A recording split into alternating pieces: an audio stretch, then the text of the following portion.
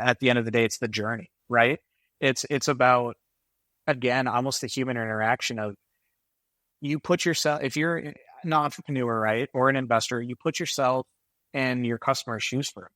Because I feel like every day that you're in entrepreneurship, you're looking at how can I hit these sales goals? How can I hit these revenue goals? But we're not taking into account, okay, who the customer is, and they're a person who has their wants and needs and likes to experience other things, right? And I think what you're saying and alluding to is the best way to win customer acquisition, retention, success, whatever it may be, is if I was the customer, how would I want to get sold to? What would I want to use? And really kind of just almost like perspective, right? Startups with Stu is a podcast for anyone living or wanting to live the startup life, either as a founder or a team member. Your host, Stuart Draper, was a 9-time Inc. 5000 honoree before age 40. This show dives deep into the exhilarating world of entrepreneurship with guests that are seeking advice from Stu for their startup or business owners that want to share their entrepreneurial journey. Listeners always walk away with actionable ideas of what to do to take their startup to the moon. Startup life can feel like a roller coaster ride. And with Startups with Stu, you're likely to turn your roller coaster ride into a rocket ship ride. Get ready to uncover the secrets to startup success from visionary founders and savvy investors who've transformed groundbreaking ideas into thriving ventures. It is so good to be with you guys today for this episode with Christian Durfee, founder of InvestLink Social. Folks, you're in for a treat today with an investor/founder in that he has put together a platform where investors and entrepreneurs can connect, and I'll let him tell you all about that. Christian, thanks for being with me today. Stu, it's so great to be here. Thank you very much. Definitely a privilege for me to be associated with anyone that's willing to take the leap and be a founder themselves. So I'm honored. Christian, when did you know you'd become an entrepreneur? That's a funny question, right? Is it nature or nurture? So I grew up in a household where my entire family were school teachers. So I was always kind of looked at as, you're crazy, what are you doing? So, but I think it started back in middle school or high school, definitely focusing on relationships and really working with people, selling something and validating, hey, you have an idea, plus also helping solve their problem. So I would say kind of the early days, but, again, maybe I was born with it. Who knows? Maybe I was born with it. I would think there's a lot of entrepreneurs out there that would say they don't know where it stems from, but it does feel innate, like something they were born with. So how many siblings do you have?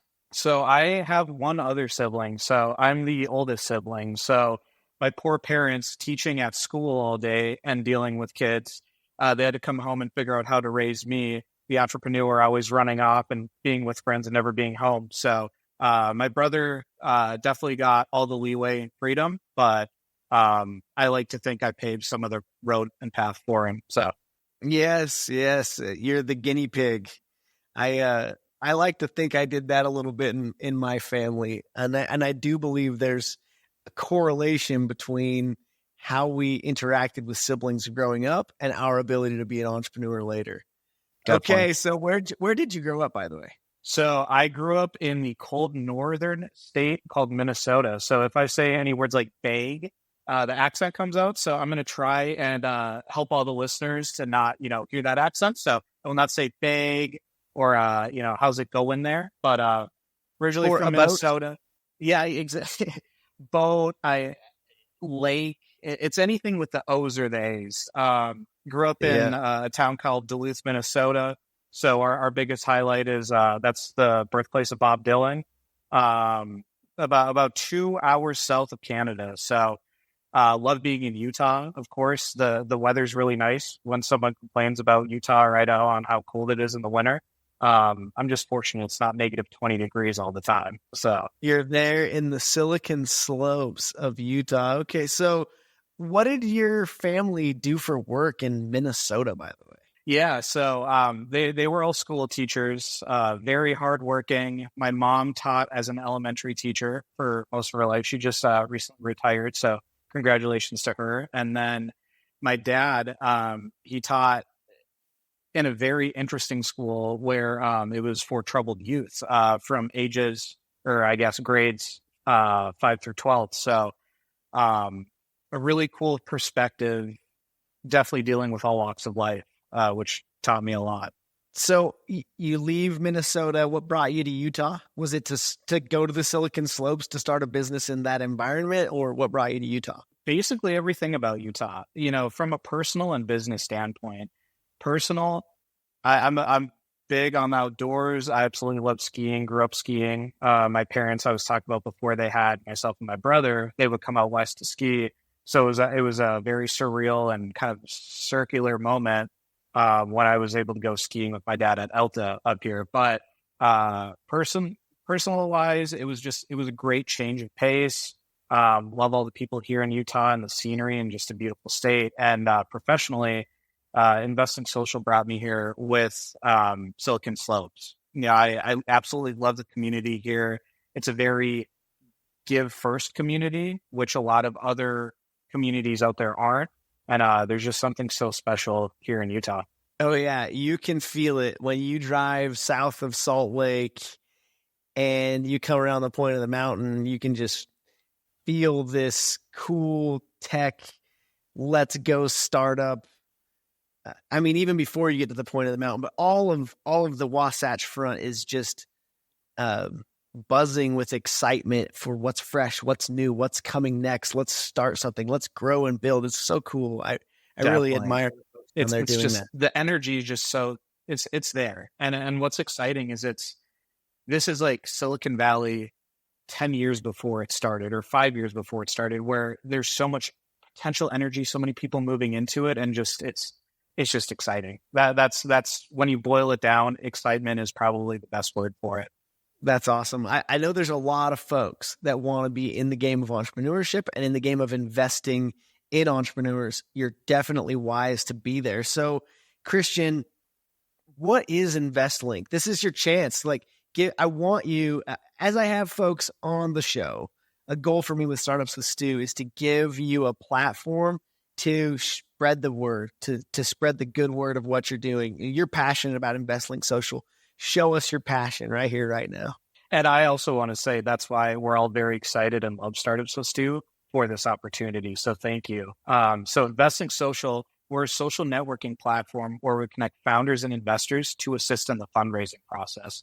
We work with a lot of founders to help educate them and build them up from quantity to quality entrepreneurs. And on the same time, help investors of all types and sizes find vetted and quality deal flow to help build the next iteration and generation of entrepreneurs and the communities we live in. InvestLink Social, it's really about being able to level the playing field between founders and investors, give more opportunities, but also at the same time, work with those founders or investors and realize that fundraising isn't the only thing about a business. And you're able to do so much more rather than just only go and fundraise. So it's been a passion project that's turned into something where it's so fulfilling every day. Okay, so how does it work for the entrepreneur? How does it work for the investor? And then what's your vision for the business model, the economics of it all? Yeah, fantastic question. So it's a marketplace, right? So there's two sides. There's the founders and then there's the investors. And within the platform, we have a few different features. So it acts as a social networking platform, much like your typical LinkedIn or Facebook, where you can create posts on it. There's algorithms to find those posts. There's a way, there's messaging, there's a watch list, a way where investors or founders can watch the same type or different types and see the growth on it. And what really excites us are the core features.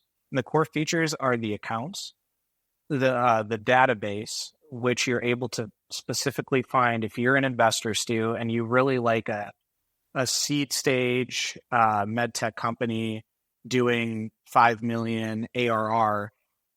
We've built the tech out to where we're specifically going to vet those like that account type for you and put them right in front of you, and vice versa for the founders to investors.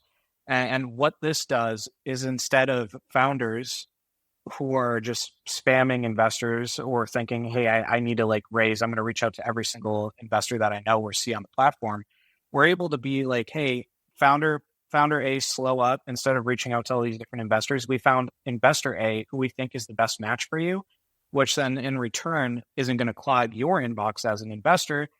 And on the flip side, have good synergies and connections into it. And what we also pride ourselves in is the educational piece of the platform. So there's two black and white, two types of founders, right? We look at, there's quality founders and there's quantity founders. Quality founders are people who could get connected to another founder or an investor and create great synergies or a great partnership. The quantity founders are the ones where I think about my founder journey. When I started my first venture in high school, I had no idea what I was doing. The passion was there and I was all for it, but I just, if I was to reach out to all these different partners, investors or founders, I would be part of the problem. So what we've done on the education side is build up basically a free and paid course marketplace on all these different complex business situations, or even on the flip side, investor situations of someone who maybe wants to become an angel down the road or is interested in raising for a fund or what's an LP, being able to kind of create these quantity entrepreneurs into quality. And then also at the same time, find mentors and advisors in the local community and just connect with the right type of people who can help them on. Because, I'm not going to speak for you or any other entrepreneur or investor listening to this, but I know for myself, I've had a lot of people hold out their hands and have helped me get to where I am. And I think that is true for a lot of others. So, for sure. We're kind of if you think about it, we're that full cycle, right? We want to create quantity into quality and then turn founders into funders and funders into bankers. So that's awesome. I've found when I've given advice to founders like you that there's a huge problem with chicken and egg, which comes first, right? Are you able to get investors into the platform first, or are you able to get founders into the platform first? What matters more? How do you attract one when the other's not there yet? That's a really big problem to solve, and businesses have proven you can do it. You think of like Uber with taxi drivers and riders, for example, but what are you doing to grow that? How's that working out so far? Have you solved that problem just yet? Yeah, definitely. So here's one of the words where my Minnesota accent is going to come out. So the chicken and the egg problem, right? But love this question. And it definitely is a vital and key problem within the marketplace model. So this is kind of tips for founders on how to raise, but fundraising is all about relationships, right? This is a relationship game. It's technically anything in business, even if you're B2C, B2B, D2C, doesn't matter. It's person to person. It's Christian and Stu that we're just interacting. So on our take on the chicken and egg issue, we've been able to meet a lot of incredible and talented and just amazing founders. There's a lot of founders out there and a lot of people have all these ideas. And what's also great is the barrier of entry is low for people to have an idea and potentially start to act on it. For the investor side, that's where it's a little more effort, or being able to really kind of find the right type of people to believe in us and believe in the founders that we have. So the way that we've solved the chicken and egg issue for our side on the investors is a lot of relationship building. That one of the reasons why I moved out to Utah was to be able to get into pockets of different angel investors, different VC funds, meet managing partners. And then also at the same time too, rather than the first conversation I have with them where I'm like, hey, what can you do for me? I always want to be, what can I do for you? I want to be able to give back. I want to show that I have value that can help them. And in return, we're going to create a strong and lasting relationship where maybe down the road, I start showing them deals, which then now the trust is there. They believe in it. maybe they love the deals or like the founders that we're connecting them to. And then you grow through word of mouth through these investors or just the trust and relationship building. Yeah. So Yeah. it's all human nature, right? It's a patient, long game that you're playing, and it works. It really does work, but you have to stay patient and push through it. Awesome. I love what you're doing. How did you come up with the idea for this? Like, what was the genesis for it? Quick background story on me. So again, as I mentioned, grew up in Minnesota, and whether I was born with that entrepreneur gene or not, because everyone else in my family wasn't, other than extended.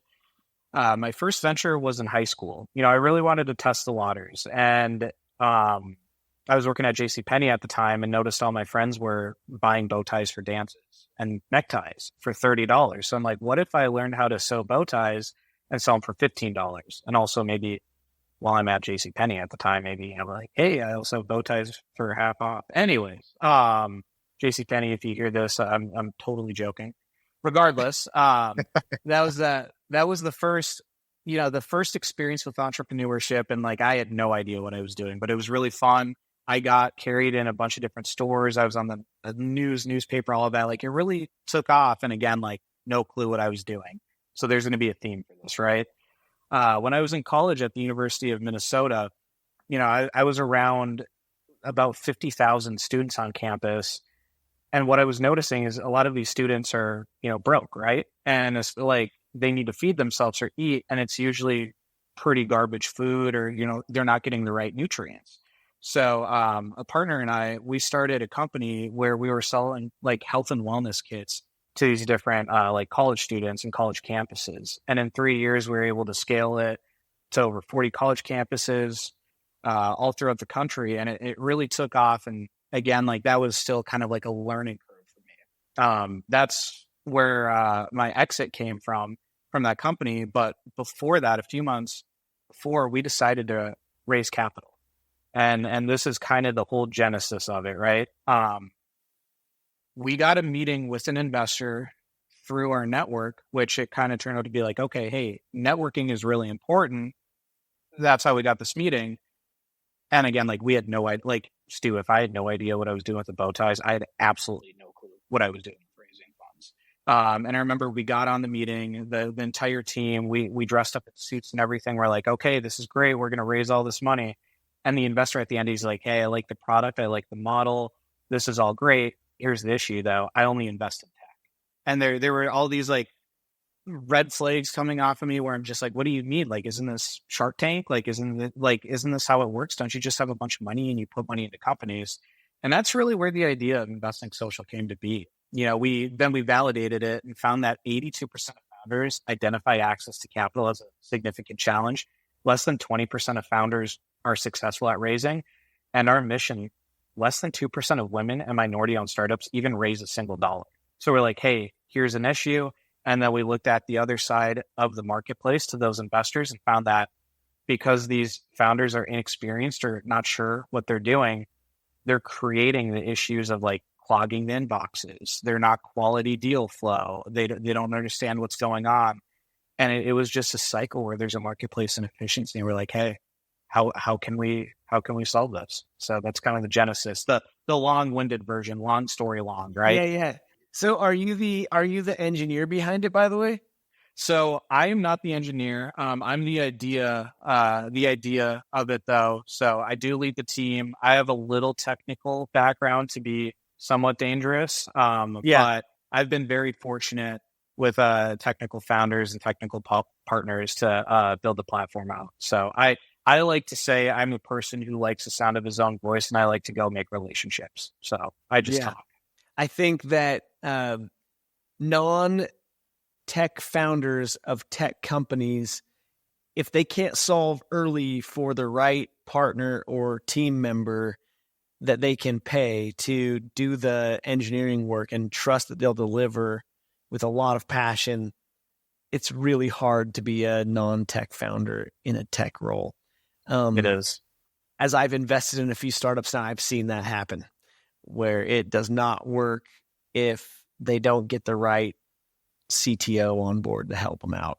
So Correct. very Yeah, important no. to get that right. If you're listening and considering a tech startup, oh, I've got an idea for a mobile app. Well, great. Who's going to be the passionate partner that's going to help you build that? You have to find that help.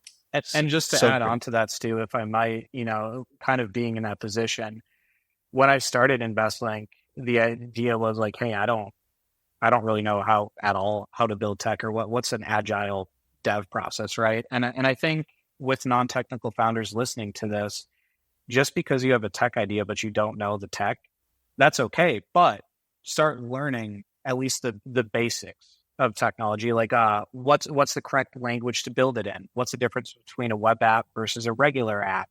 And then also start looking around. If you're not going to end up building it yourself, as Stu, you're saying, find that perfect or right CTO or technical co-founder, and also start looking at some of the dev shops in your area, or like reach out to people who you trust. We got very fortunate. Here's a quick little plug with a company called Outcode out here in Draper that I'm at, where they've been fantastic partners and have helped build this to where it needs to be. So there's always options if you get creative with it. And what I always like to say is it's you can pivot an idea, you can't pivot the founder. And if you're not a technical founder, that's okay. But figure out a way to find a technical founder, build it yourself, or find that partner. Be the founder that the investor wants to invest in. Yes, that's exactly. I love it. That's brilliant. Well said. So what's your long-term goal and vision now for InvestLink Social? Dreamers got to dream big. So yeah, so tell me, like, where are you going to be in 10 years? I love it. Hopefully everywhere around the world. Really what we want to do is we want to be the one platform, not even a social platform, the one platform that kind of rules the private sector. And what I mean by that is if you're if you're a person who's been in a 9-to-5 for a while and has this idea and just really wants to break out and start an idea, but you don't know where to start, we want you to think InvestLink Social, where you can go in and start that business and grow from there. Or vice versa, in the same aspect of being in a 9-to-5, maybe you've saved up some money, or maybe you have some dollars left over, and instead of putting it into your regular 401k or just like the regular stock market, what does angel investing look like? We want to be that place where we kind of open up the private sector, because we do believe for too long the private sector has been private, hence the name. But there's no reason that there should be high barriers of entry and obviously good terms where people can at least start ideas and validate them. As you go try to make this dream a reality, what's keeping you up at night right now? Everything. I think don't get a sleep right now. I've seen the early stage entrepreneur. A lot of caffeine all the time. No, that's a great question. I think every founder is very different, and every investor, and really, every person's different with what keeps them up at night. I think what always keeps us up at night, myself and my team, is a lot of, as we're growing this out, how can we retain people? The chicken and the egg issue. What happens if all of a sudden we lose all our investors for some reason tomorrow? How are we able to kind of rebuild that up? Or how can we keep the founders happy and keep them on? And then also too, as this continues to grow and scale, it's always new heights that every person's reaching, including myself. So being able to, it's always, is this the right decision, or how is this going to impact this in 5 years? Because as much as every entrepreneur thinks they know how to predict the future, Steve, you and I both know that they don't. That's exactly right. You absolutely do not know. I mean, when I invested in PodUp, we're using PodUp's technology today for this podcast recording. And when the founder started the business, AI was like so out there, so not necessary, so unimportant. And, he starts raising millions to grow it, and then realizes, like, holy crap, billion-dollar competitors are investing big in AI. And so everything that I've built to be table stakes, to be as good as they are now is not as good as they are. And I have to go raise more money to go and try to keep up and catch up. And the AI tools that PodUp has now developed are outstanding. I'm really impressed with them. If you get a chance, go check it out. But at the end of the day, you can't predict that future. You have to let it happen. And then, like any good entrepreneur that comes up to the next hurdle, you got to be able to jump over it, crash through it, go around it, find a way. That's what entrepreneurs do. So you mentioned the sales side of this, what's keeping you up at night. And I would say, Christian, that you mentioned relationships early. And relationships are awesome. Relationships are important. Within an app like InvestLink Social, relationships can scale a little. It's what I love about my LinkedIn platform and network is it scales my relationships a little bit, allows me to build trust faster. But for you to grow your business, you have to figure out sales and a way to scale those sales without it being the Christian Durfee personal brand, personal name being what grows it, the sales and marketing. So getting a hold of lists is critical. Invest in the lists so that you can go and do the cold and warm outreach that you need to do. And when I say cold and warm, you're going to use marketing efforts and CRM platforms and email marketing efforts and inbound paid ads to get people onto your website, get them interested, and take them from cold to warm, and then have sales do outreach to them. Like, it's just so critical that you find ways to generate inbound leads that get warmer, have sales go take them from warm to hot. Solving for that early on in your business will take it out of your hands and into your team's hands so you can focus on making the full dream a reality. Sometimes we have the big dream. We know what we want to go become in 10 years, but then we get stuck in doing the wrong work that's not going to get us there because someone's got to do it. And it doesn't feel like we know who else to go do it. So we just keep doing it. And in my first startup, Get Found First, I was the salesperson. I never gave that, passed that baton. And I hung my hat on, we do good work, therefore we get good word of mouth. And word of mouth just was, and the relationships I had was only getting our business so far. Don't get me wrong. We grew, we had a good, successful little business. It's now 10X'd, thanks in large part to the new owner who I sold to. And I say new, 9 years ago, I sold Get Found First to Michael Johnson. He's crushed it.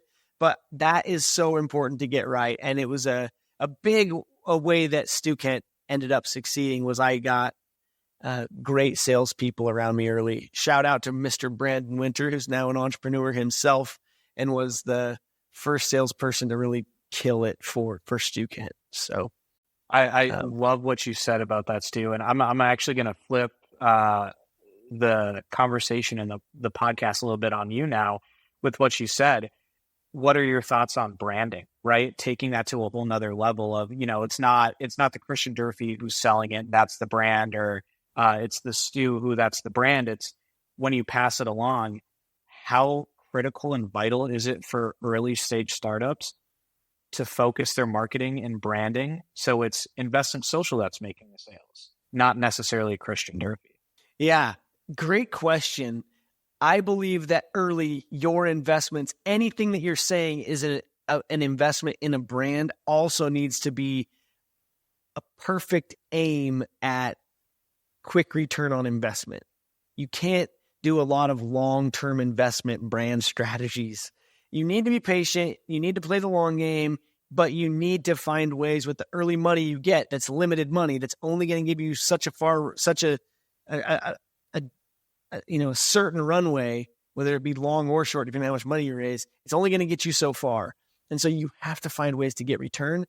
I try to always include branding everywhere I could. I love that you've got your InvestLink Social sweatshirt on today for this call. I mean, it says I'm an unapologetic founder that knows I have to get my brand out there. And if I'm going to be on Stu's podcast and help him out, the least he can do is let me wear my shirt. Like, I'm so proud of you for doing that. I think it's awesome. In your case, social media, to go and connect with the right folks to join your social media platform is going to be critical to your success. And you look at so many of the unicorn brands, they find a way to use other social networks to grow new members into their social network. And branding can come from that, but it comes from a place of it's paid ads, or it's creating some network of virality within some incentives to give for people to share their network. By the way, I loved that with, and I would suggest this for InvestLink Social. You get one driver to Uber, and Uber tells that driver, hey, we're going to give you a bonus when you get another driver to join, and that driver stays for a month or whatever. Then you're a new rider, your first ride's free. That's their cost to acquire you as a rider. And if you share this with a friend, you're going to get another free ride, and your friend's going to get a free ride. So the friend loves you for sharing a free ride, and you love them because they join. That can create some virality where it naturally starts to grow and expand, and your users are selling the platform for you. So if you can get investors to say, hey, if you can give them an incentive to give other investors a reason to join your platform, all of a sudden that could lead to some pretty natural organic growth. So there's just a few ideas. On the retention side, product quality is huge, and investing in customer support. We live in 2024. I tell my wife sometimes, like, look, our kids are never going to know good customer support. Like, walk in the restaurants today, and it is not the same service you used to get when you went to a restaurant. And, that's okay. That's like, we're going to evolve into a different style of living where you don't get weighted on hand and foot like you used to, as well as you used to, at the low price you used to receive that kind of support. But you, as a small startup, can you can invest in a cheap way to retain, and in turn, a great way to grow your brand by being the one that has good customer support, because big brands quit investing. They've given up on it. Just call Verizon customer support, okay? And you'll find exactly what I'm referring to. I'm doing it right now. Yep. I'm doing it right now. I'm going to put you on blast too for you. And when they ask, who sent you? So I hope those are some helpful pointers for you. It's a big part of what I want to do with the show: give folks like you a platform, and two, be able to always give you some pointers to help you and as a thank you for being on my show, but in turn help listeners that are tackling the same issues. What other questions do you have for me, if any, before we move on from the advice for you? I think that was incredible advice. I love everything that you're saying, and I think you're absolutely right. Just echoing it. I feel like, and you can agree or disagree with me, but I feel like all that can kind of go into customer experience. At the end of the day, it's the journey, right? It's about, again, almost the human interaction of, you put yourself, if you're an entrepreneur, right, or an investor, you put yourself in your customer's shoes for a minute, because I feel like every day that you're in entrepreneurship, you're looking at, how can I hit these sales goals? How can I hit these revenue goals? But we're not taking into account, okay, who the customer is, and they're a person who has their wants and needs and likes to experience other things, right? And I think what you're saying and alluding to is the best way to win customer acquisition, retention, success, whatever it may be, is if I was the customer, how would I want to get sold to? What would I want to use? And really kind of just almost like perspective, right? Yeah, it makes me want to go rethink for a couple of the startups I've invested in a strategy for them that helps them acquire customers, because we're helping you do something that if you help us go spread our brand and get a new user, in turn, we're helping you with X, Y, or Z thing that we can do for you. So, those are good thoughts. And I hope that leads to some gets wheels cranking for other entrepreneurs listening to the show today. So you help, your platform is to help entrepreneurs raise money, but at the same time, you're currently raising money for InvestLink Social. So what advice do you have for entrepreneurs that are trying to raise money right now? It's a tough time, like you said, to raise money. It is. There's two sides to the coin that I would like to believe, especially in the pre-seed stage of raising. I think it's always a tough time to raise money, but also I don't think that's always the case. And even with market conditions. And what I mean by that is, even if the market is in a downturn or in a bad state, if you know where to look, there's always going to be money somewhere. And if you're always kind of sticking to those fundamentals of raising as the idea that you're always raising no matter what, I think there's always going to be places to look and people who trust you where you can find that. So, I would say the biggest advice that I could give founders that I've used myself, and which has basically gotten us soft commits to close our round, our current round, are the 4 Ps. So I come from marketing. Stu, I know you have a background in it, and the marketing, when marketers are listening to this, are going to think, oh, the 4 Ps of marketing. However, I have my own 4 Ps. So these are the 4 Ps of entrepreneurship per Christian Durfee. I love it. Trademark that right now. So the 4 Ps. The first one is passion. When you have an idea or you start an idea, if you don't have passion in the idea of what you're trying to solve, the likelihood of it working out is just so minimal. And what I mean by that is, I like to call it the fidget spinner entrepreneur or the passionate entrepreneur. The passionate entrepreneur has an idea of a problem that they've had where they want to solve it. They don't care for the next 10 years if they don't make any money, but they're still helping people, and their solution is solving a problem. That's the passion in it. Whereas the fidget spinner entrepreneurs, oh, hey, fidget spinners are super hot right now. Let me create a Shopify store and try and get some cash. Not saying that won't work, and it's not totally wrong to do, but it's not going to be around for the next 10 years or grow into that unicorn. So following into that, the second P, persistence.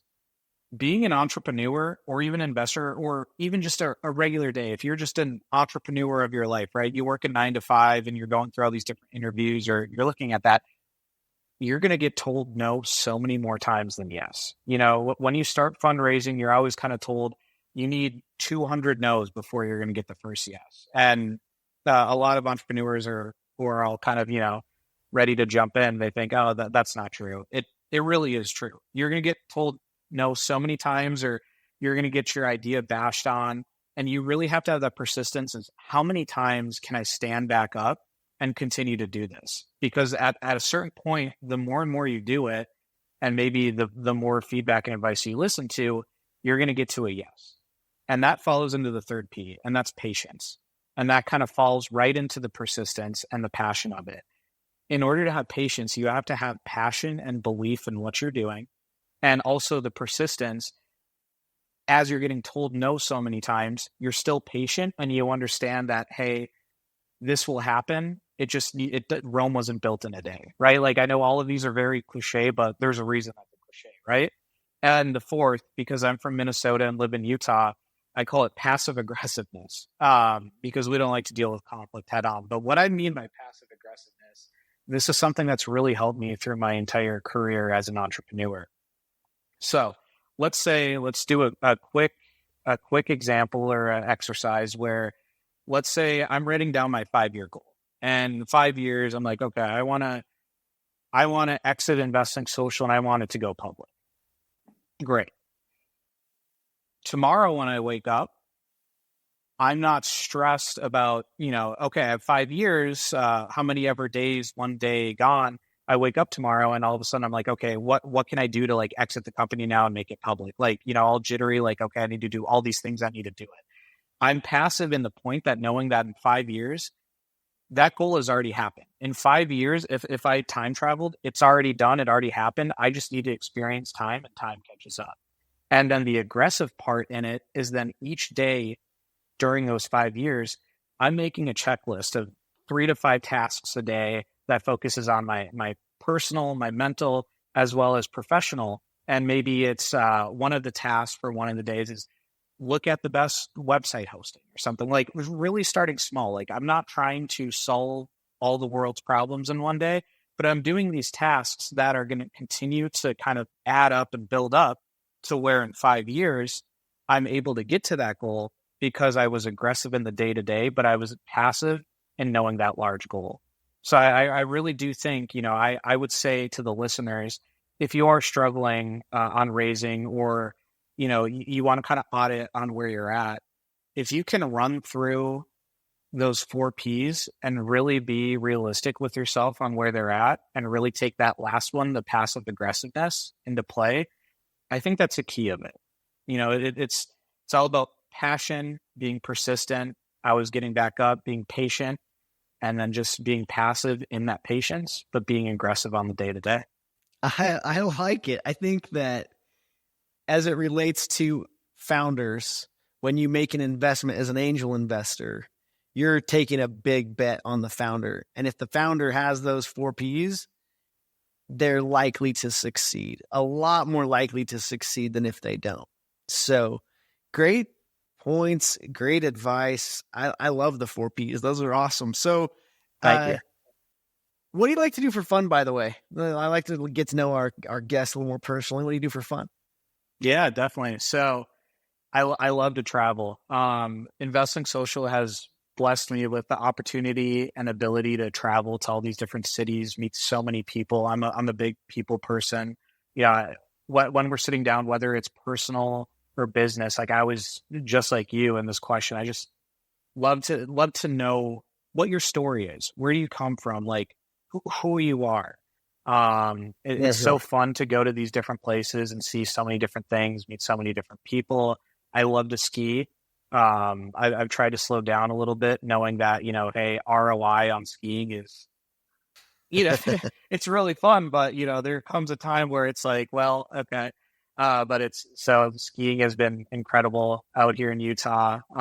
Love to hike. If you're skiing with angel investors for your startup, definitely take the ski trip. It'll be worth you'll get some ROI out of that. But you're right. Not a lot of ROI. Definitely, a lot but of just, it builds creativity though, right? I think there's a lot. And I think you're crazy as an entrepreneur to put all of your fun on hold until you have success someday. You need to take breaks and you need to get that they will become a creative outlet for you. You'll come back with new ideas for your business when you step away from it and go skiing or go traveling. Even if it's the business travel, there's always power in travel, I think, from a creative perspective for your business. So if there's a clip to cut from that, Stu, that what you just said is spot on. And I'm sure you see this too, but I work with so many entrepreneurs who are, I need to grind all the time. I need to do this all the time. And it's almost an oxymoron. The more that you grind and work and you're in the trenches all the time, the less productive you are, which is so weird and so funny. But I think productivity comes from that creativity. And the creativity is going out and going for a walk in the neighborhood, as simple as that can be. You're not thinking about it. You're looking at other stuff. You're absorbing other things. And all of a sudden, you're going to get a thought. And I love that. So, and hopefully I can see you on the slopes one day. So cool. That'd be fun. It'd be a good time.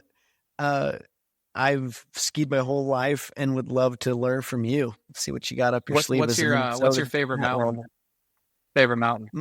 My favorite ski resort that I've ever skied is probably Snowbird. I love steep. So Jackson Hole is right there with it. But I have never done the skiing over in Colorado. So I can't compare very well. I'm not the best person to tell you where the best skiing is, but Big Sky, Montana's right up there. If you just talk about steep too, they've got a lot of steep. So I love. I was just actually looking over. I was trying to find my snowbird hat. That's my home mountain. So we're already talking the same language. So we'll have to hit up Mineral Basin soon, right? Cool. Yes, that'd be a good time. Well, hey, how do people get in touch with you if they're interested in investing in InvestLink? Maybe talk a little bit about what you've currently raised, what you're trying to raise, if you'd like. from an investment perspective, and then how someone goes to create an account. Like what's next for InvestLink, and let's close with that. Yeah, definitely. So if you want to get a hold of me, the best email is growth@investlinksocial.com. You can also find me at LinkedIn, Christian Durfee. Feel free to reach out there. Always happy to have any conversations, whether you are an investor or even an entrepreneur. We have a lot of investors in our network, so they're looking for deals, and vice versa. We have a lot of quality founders in our network where I'm happy to make introductions. Right now, we're just finishing up a round of a total of $500,000 pre-seed on a safe note. Like I said, we have some soft commits, so we're kind of wrapping up. But again, I was happy to take the conversation, and even if it doesn't make sense for us or for you to join our round right now, we still have a lot of incredible founders that there might be a few that stand out. And I would love to have any types of conversations. And again, as this goes to you, Stu, or anyone listening, there's anything that I can do or be of help or assistance, just reach out and I'm happy to do so. Okay. Fantastic. Christian, it has been a pleasure to be with you today. Thank you so much for being one of the brave ones, for being willing to go and start something that can help so many entrepreneurs. Congratulations, and thank you for joining today. Thank you, Stu. I appreciate all of this. Thank you for the platform that you're building to give entrepreneurs and all these other people a voice and people to listen to, and only the best but success for you. Thank you so much, Stu. Appreciate it. Thanks for joining me on Startups with Stu. We have big goals to help millions of entrepreneurs. If you enjoyed this show, please take a minute to share it with someone else that needs to hear it, or leave a review. Remember, success is within reach for those who dare to dream big and take action. Until next time, keep pushing forward on your entrepreneurial journey.